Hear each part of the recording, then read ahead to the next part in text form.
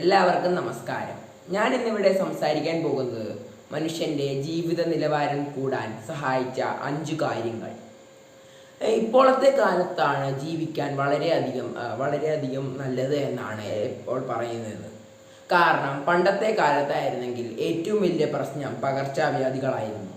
അതിൻ്റെ ഏറ്റവും വലിയ ഉദാഹരണം ബ്യൂബോണിക് പ്ലാക്ക്.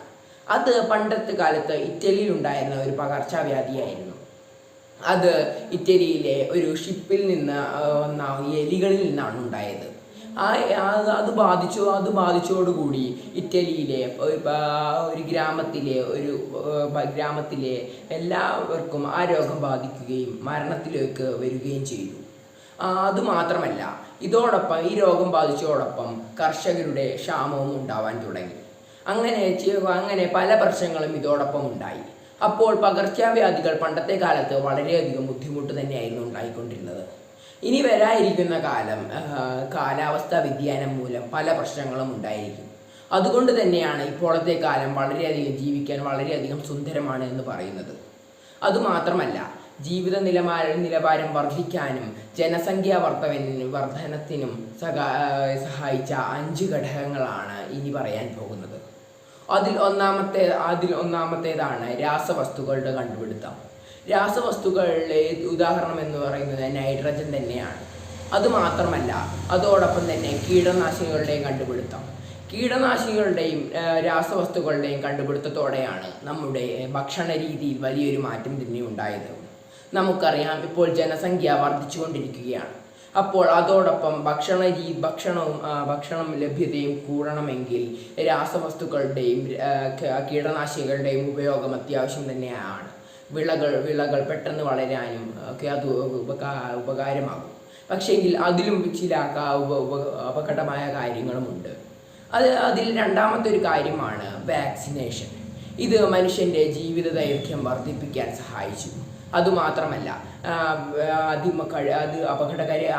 അപകടകാരികളായ പകർച്ചവ്യാധികളിൽ നിന്നും മനുഷ്യൻ്റെ ജീവൻ രക്ഷിക്കാനും ഇത് വളരെയധികം സഹായിച്ചു. പക്ഷേങ്കിൽ ഇപ്പോഴും ചിലർ പറയുന്നത് വാക്സിനുകൾ അപകടകാരികളാണെന്നും അത് ഉപയോഗിക്കരുതുമെന്നുമൊക്കെയാണ്. അത് വളരെയധികം തെറ്റായ ഒരു ചിന്താഗതി തന്നെയാണ്.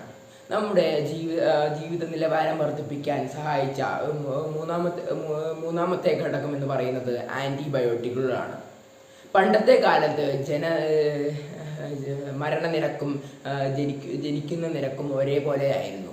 പക്ഷേങ്കിൽ ഇപ്പോൾ നോക്കുകയാണെങ്കിൽ ജനിക്കുന്ന നിരക്ക് മാത്രമാണ് വർദ്ധിക്കുന്നത്. മരണനിരക്ക് ഇപ്പോൾ കുറയുകയാണ് ചെയ്യുന്നത്. അതിലേറ്റവും കൂടുതൽ പങ്കുവഹിക്കുന്നത് ആൻറ്റിബയോട്ടിക്കുകളുടെ കണ്ടുപിടുത്തം തന്നെയാണ്. കാരണം പണ്ടത്തെ കാലത്ത് പല രോഗങ്ങൾ ബാധിച്ചും മരണമുണ്ടായിരുന്നു. കുട്ടികളിൽ തന്നെ ശിശുമരണ നിരക്ക് പണ്ടത്തെ കാലത്ത് വളരെ കൂടുതലായിരുന്നു. പക്ഷേങ്കിൽ ആൻറ്റിബയോട്ടിക്കുകളുടെ കണ്ടുപിടുത്തത്തോടെ ശിശുമരണ നിരക്ക് കുറയാൻ കാരണമായി. അതിൽ നാലാമത്തേതാണ് നല്ല ശുദ്ധജലത്തിൻ്റെ ഉപയോഗം. പണ്ടത്തെ കാലത്ത് ഏറ്റവും കൂടുതൽ ആൾക്കാർ മരിച്ചിരുന്നത് വയറിളക്കം കൊണ്ടായിരുന്നു. പക്ഷേങ്കിൽ ഇപ്പോൾ മനുഷ്യർക്ക് മനസ്സിലായി വയറിളക്കം വരാൻ ഏറ്റവും കൂടുതൽ കാരണക്കാരായത് ജലം തന്നെയായിരുന്നു. പണ്ടത്തെ കാലത്തെ ജനങ്ങൾ മോശമായ വെള്ളം കുടിക്കുകയും അങ്ങനെ വയറിളക്കം ബാധിച്ചു മരിക്കുകയും ചെയ്യുന്നു. പക്ഷേങ്കിൽ ഇപ്പോഴത്തെ കാലത്താണെങ്കിൽ മനുഷ്യർക്ക് മനസ്സിലായി ഏത് വെള്ളമാണ് കുടിക്കാൻ നല്ലതെന്നും ഏതാണ് മോശമെന്നും.